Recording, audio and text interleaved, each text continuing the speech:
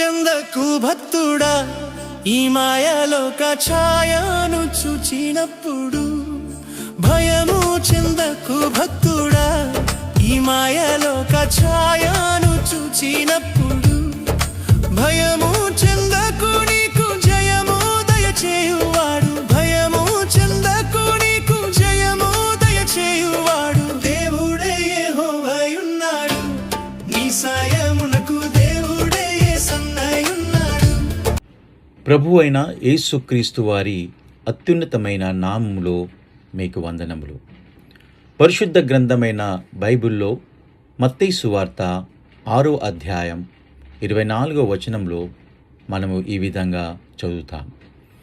ఎవడును 2 యజమానులకు దాసుడుగా నుండనేరడు.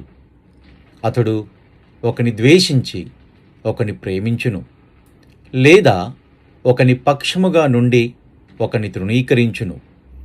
మీరు దేవునికిని సిరికిని దాసులుగా నుండనేరరు.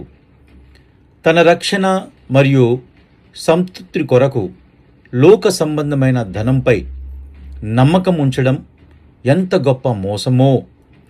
ప్రభువైన యేసుక్రీస్తు ఆత్మీయ అంధత్వం అనే దృష్టత్వం ద్వారా బోధిస్తున్నాడు.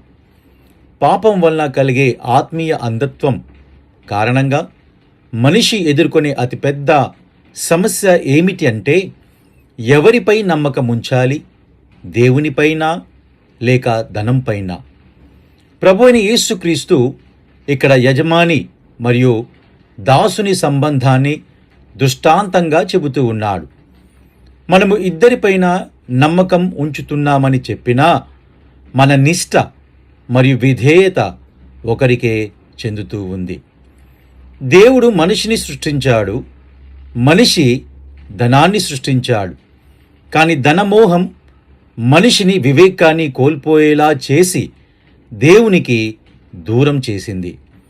ఈ సత్యాన్ని అంగీకరించి పాపం మరియు పాప శిక్ష నుండి తప్పించుకోవడానికి, దేవునికి విధేయతతో విజయవంతమైన జీవితం గడపడానికి లోక సంబంధమైన ధనం వల్ల కలిగే భ్రష్టత్వము మరియు వైఫల్యము నుండి రక్షింపబడడానికి ప్రభువైన యేసుక్రీస్తు శిలువపై చేసిన బలిదానాన్ని మరియు ఆయన పునరుత్థానాన్ని విశ్వసించడం ద్వారా మీరు రక్షణ పొందవచ్చు, పాప క్షమాపణ పొందవచ్చు మరియు దేవుని సంతానమని పిలువబడవచ్చు.